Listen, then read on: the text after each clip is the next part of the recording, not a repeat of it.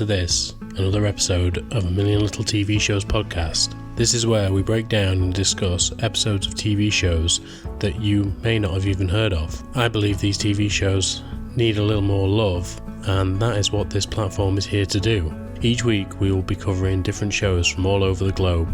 We'll be breaking down each episode, giving you the main highlights, and going through it bit by bit. But for now, I think it's best that we find out what's on the menu today.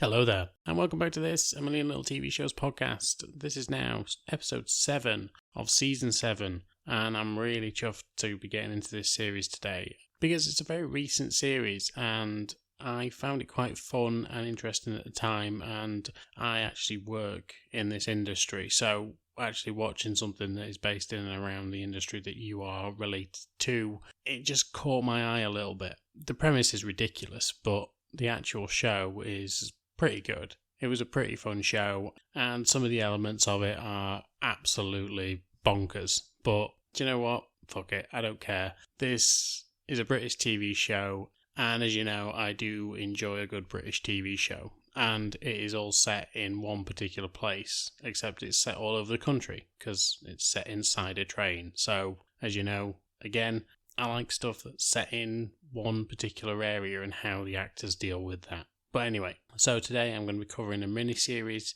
called Nightsleeper, and I'm going to be covering episodes 1 to 3 today. Very short series, like I say, it's a mini-series, so it will be a very short episode, hopefully, and you guys can just get on with your day, whatever you're doing. But I just thought I'd bring this one to light, because, like I say, it's a fun British show. It's a drama, it's a bit of a mystery, and I just enjoyed it. So let's get into it. So this is Nightsleeper, the mini-series, episodes 1 to 3.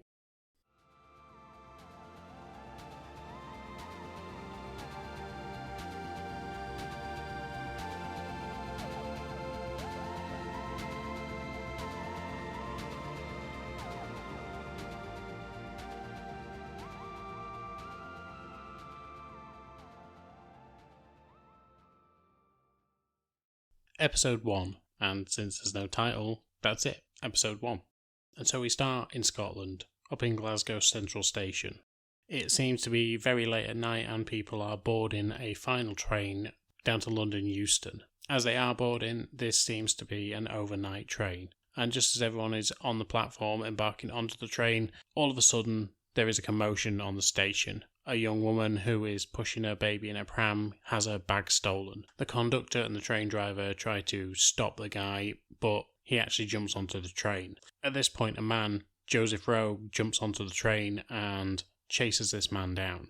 He's pushing past everyone and eventually corners the guy, with another man, Danny Geoghegan. Eventually the robber gets away and manages to get back out onto the platform. He's got another friend with him, helping him along, and since they've been trying to trap the guy on the train, he actually gets trapped off the train, leaving the people that were chasing him stuck on the train, so they can't actually catch him. However, at this point the police are already in the station, begin to chase down these two guys. They, however, jump the barrier and jump into the underground. The train doors open and people start to disembark and talk about what's been going on, before the train conductor tells them everyone back on the train. Joe then hands the young woman who was robbed her bag back and she heads out of the station.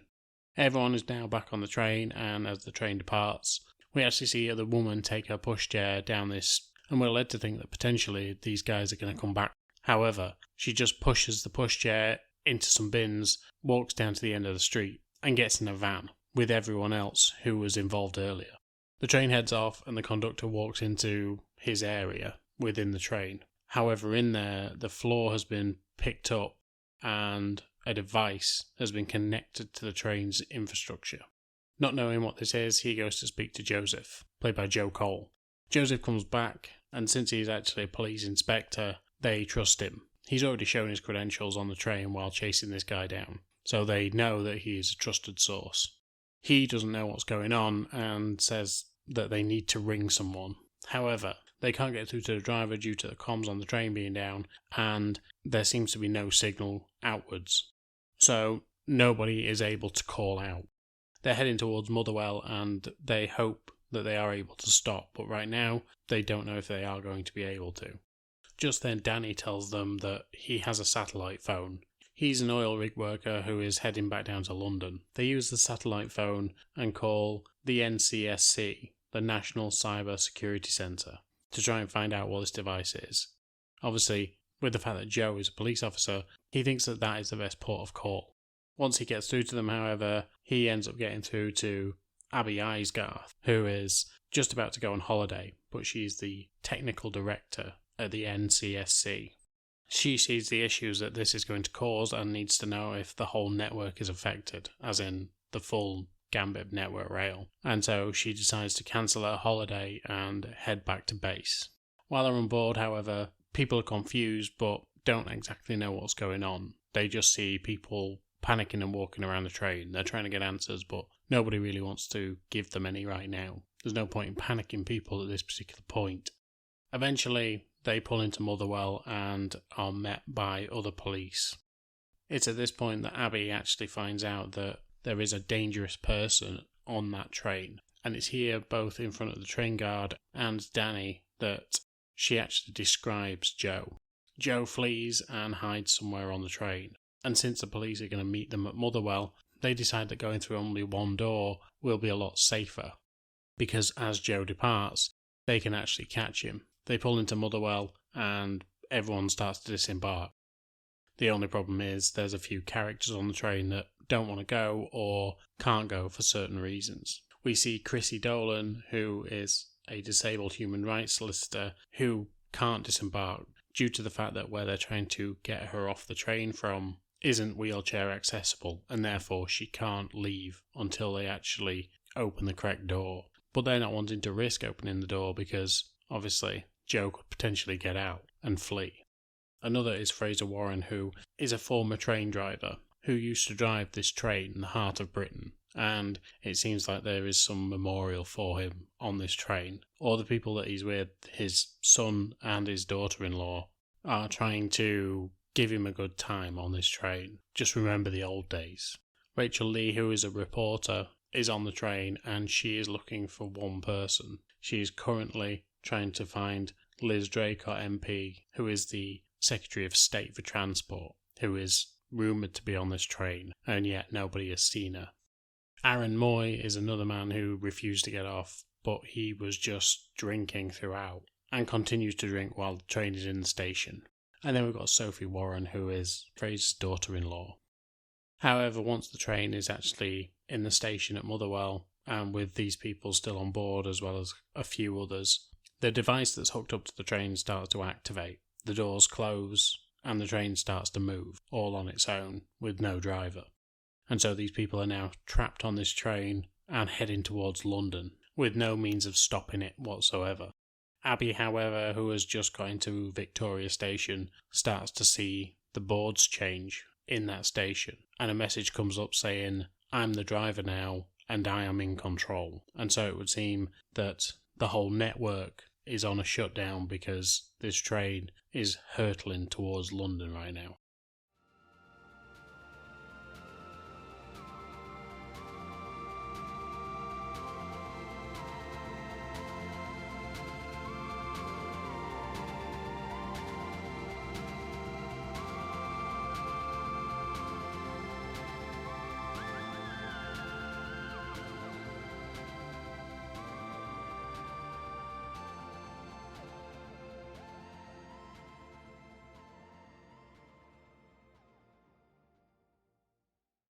Episode 2. So since Joe has been found out as being what everyone thinks is a bent copper, he actually explains his story on the train. That one day during a raid, he actually took in a certain amount of money, but then the criminal ended up accusing him of actually stealing a lot more, around about £200,000. And so instead of going to jail because he didn't want to, because he would have been there until his trial and would have been in with the people that he'd locked up, he decided to flee, which obviously makes him look worse, but he doesn't care right now. At this point, Abby and Joe are in constant contact. She, however, tells him that she needs to speak to the transport secretary. And when she does, Joe hands the phone over and the transport secretary walks down the train to see what is going on. She sees the device that is on the train and she understands what is happening. However, Abby tells her not to hang up and stay on the line at all times. But at this point, the transport secretary seems to be in some sort of scandal and so hangs up immediately and starts making some phone calls. So that every time that Abby tries to get through, she actually can't, up until about 10 minutes before the end of the episode. So throughout the episode, it's just Abby getting more and more pissed off with the transport secretary while she is trying to sort out the lives of 13 people on this train. Whereas the transport secretary is just trying to save her own ass.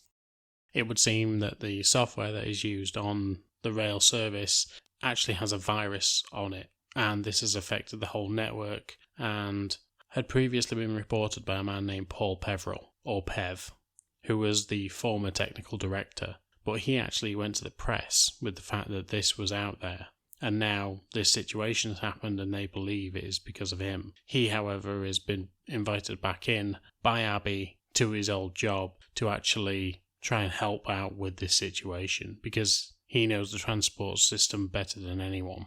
But due to this fact, the director of the GCHQ is pissed off because she doesn't want this man anywhere near her system anymore because he reported on government issues when they should have just been kept in-house. So there's a lot of little political games going on. We even see this when Abby actually tries to speak to a representative from the company who makes the software out in France. And when she speaks to him, he tells her that there's nothing wrong with the software and that this is just a British problem. And instead of trying to help, he just cuts off the call. So it would seem that the only two people that are actually trying to help out here are Abby and Joe. Joe, however, on the train has been told by everyone else that he is unreliable and that he should be sent to another part of the train. While he's in this other part of the train, he tries to get off, but obviously the train is going 125 miles an hour, so there is no chance of him going anywhere. After the incident with the transport secretary, Abby tells one of the staff on the train to actually go and find Joe. She will only trust Joe from now on and she will give him whatever he needs once he gets off the train. He doesn't want to be arrested once he gets down to London, and she guarantees that he won't if he works with them, and also ensures that the transport secretary, who has been abusing the only line of communication onto the train, doesn't do that again. So Joe is now in control of the phone. Just then, Pev manages to get online the system that they've been trying to work with all night, and that shows throughout the country where all the trains are on the tracks. And at this point, all trains have been stopped. However, this main line that the Heart of Britain is on is about to cross over with another main line, which has a freight train on it that has stopped directly on the tracks at this crossing point. So now the Heart of Britain is heading towards a train full of flammable gas. Abby manages to get hold of the driver after ringing around several people, but he even tells her stop the other train because he doesn't want to do his job, just before hanging up on Abby. But now that they're in the system and they've actually been able to see where all these trains are, they see that this train starts to move. And of course, this is all for massively dramatic effect. This show was commissioned for 6 episodes, and so we know that the train isn't going to blow up in the second episode. But of course, it's the high tension of it all. Eventually the train moves out of the way as this train comes hurtling towards them, but it just clips the back of this train, exploding the flammable gas train. And in a very similar style to something like Mission Impossible or Speed, this train goes up onto 2 wheels and starts to ride the tracks on 2 wheels. However, it manages to tilt backwards and continues on its way.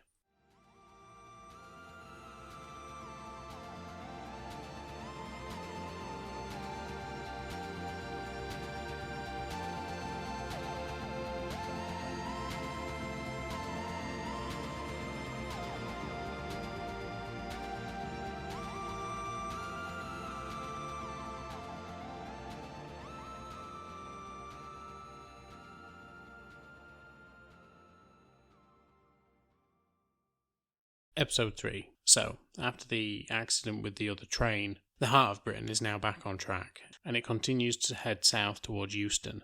However, now the government guys are trying to find a way to put an end to all of this. Nothing has really been reported yet, but they know that there has been a cyber attack in the country. They just don't know where it is yet, because obviously nobody is reporting on this yet, because no information can come out unless the government releases it. And the people who are trapped in the situation aren't going to release it at all. And the rest of the customers that got off at Motherwell have actually been detained, so no information is getting out whatsoever. But they found out that there is not only one satellite phone on the actual train, but there is two. And now they're trying to get Joe to investigate who potentially has a second phone, as well as them trying to find this signal blocker. Joe heads off to actually watch the CCTV footage that's on board to see if he can spy out anyone acting suspicious. Obviously, he can't keep his eyes on everyone at the same time in the same room, so doing it over CCTV would be the better option. However, as he does, Danny asks him whether he can get some information about his girlfriend. His girlfriend is heavily pregnant. In fact, she has just gone into hospital, and that is why Danny is heading south.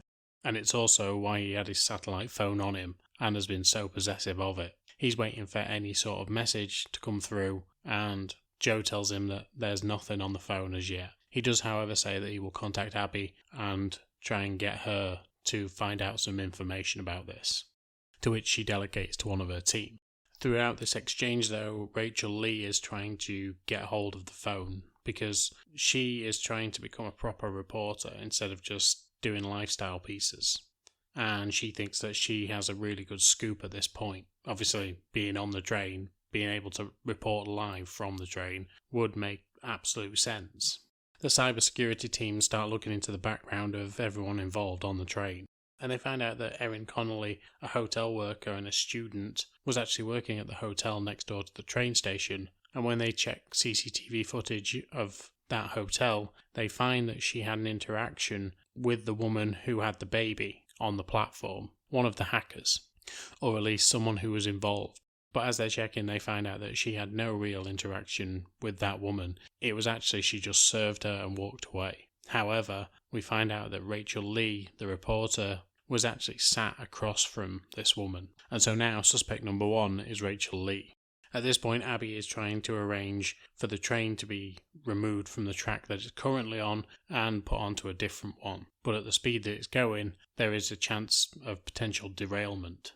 However, she manages to get the points turned and the train changes track. It heads off in a different direction, but at this point, the hackers can tell what's going on, and they manage to stop the train, going down from around about 90 miles an hour to 0. And it's just as Joe has managed to track down where Rachel is. Rachel grabs the phone and heads into a toilet and cuts off the call to Abby. She then uses the phone to try and get the story out there about this incident. Eventually, after a lot of commotion, she comes out and she hands the phone back to Joe. She tells her story of what's actually been going on because someone contacted her months ago saying that a hack would happen in the UK and it would be on this train. And so she thought that she would be able to come and report on it. However, she ended up on that train. The train is settled on a viaduct just in the north of Britain, just outside a town called Settle. And it seems that the police are on their way and they aren't too far from the train. And so everyone feels that this whole thing's going to be over and done with pretty soon. They want to disembark, but obviously they are on a viaduct right now, and it is very unsafe to try and disembark. Just then the train starts to move again, but this time it starts going backwards. It heads back off the viaduct, but Danny the rigger knows that he has to get off this train as soon as possible. He needs to get to the hospital and go and see his wife. He's heard now from Joe the actual truth of what's going on, and is going out of his mind. Joe, earlier on in the last episode, actually opened a window further down the train, and so Danny heads to that window. He jumps out of it and heads onto the roof. Since he was a rigger, he's apparently used to putting his life in very dangerous situations. And so he starts to walk along the top of the train to try and break into the actual driving compartment. But the train isn't being controlled from within the driving compartment right now. It's being controlled from this little box on the train. And it seems that nobody's really understanding that. Eventually, once Danny gets to the front of the train stops and he falls from the train, badly injuring himself. Nobody knows of this right now, and Abby is unsure what the hell is going on. Why is this train backing up? Just then she gets a call from the signallers up in the north, and they tell her that they've lost control of the network. They no longer have control of the points, the signals, anything. Just then, Abby sees that the points change, and the train starts to move forward again. And of course, Danny is in the way of the train and is crushed. The train then starts to move, and at the end of the episode, Abby has no idea where it's going to be actually going. But all they know is that it's no longer going to Euston.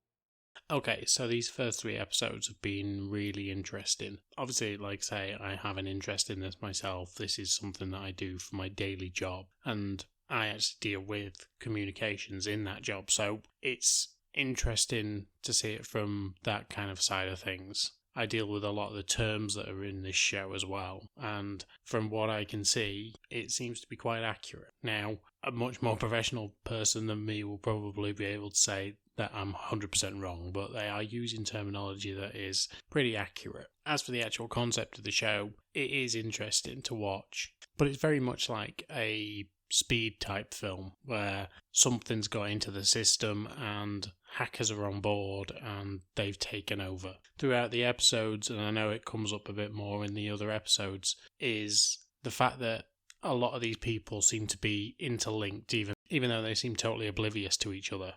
And it just sort of makes things feel a little bit unbelievable, but it's also a known trope of these kind of films or TV shows, where they try and interconnect everyone, but all they are is literally strangers on a train.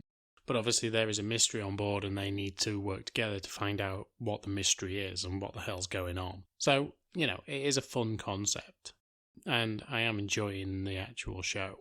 But I know that out there some people say that the elements of it are ridiculous. But here's the thing, it's a TV show. It's just something for a bit of entertainment. And that is all it's doing. I'm really entertained by the show. It has got some obvious elements in it though that make it a little bit ridiculous. For instance, the fact that the train exploded in episode 2, you knew that the train wasn't going to be affected, that they were on. The heart of Britain was going to be fine because they've got to have 6 episodes of this. They based the whole thing around the train, so it wasn't going to take the train out. If it was, they would have took the train out in the first episode and they would have killed all the passengers. And then there would have been the hunt for these people. Whereas it's all based around the train. So we know the train and the people on it are going to go through to the last episode. And then we'll see what happens there. But fuck it, I love it. It's a good show. There's some good acting in it. And it's telling an interesting story.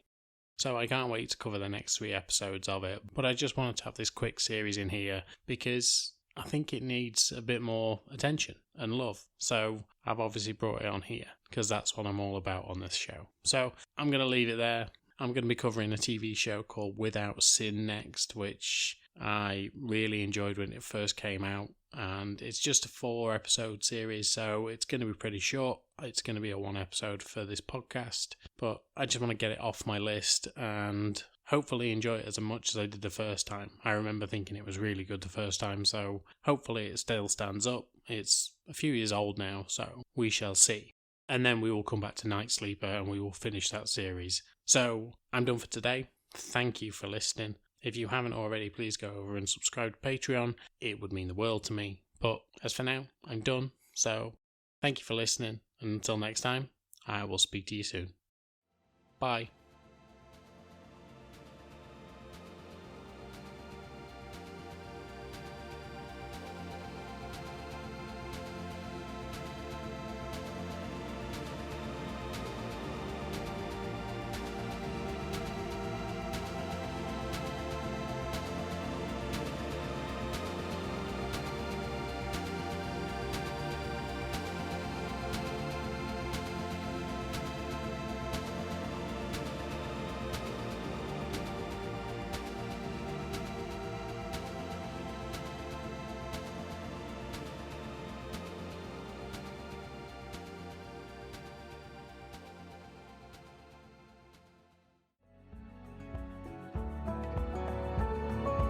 And that is it for now, amigos. And yes, I am as angry as you are at me for that sentence, but I hope you enjoyed the show and had some fun along the way. It means a lot that you are listening and supporting me. This is an independent podcast after all, and doesn't get a lot of backing, so it is great to know that you're out there, you're listening, and if you want to come talk to me on any of the platforms that I'm on, just come say hi. I'm on Instagram, I'm on Twitter, and I'm even a little bit on TikTok. I don't post that much, but I'm on there. And you can also drop comments in the comment sections on any of the platforms: Spotify, Apple Podcasts, Podbean, wherever you get podcasts from. But as always, thank you for your time, and I will speak to you soon.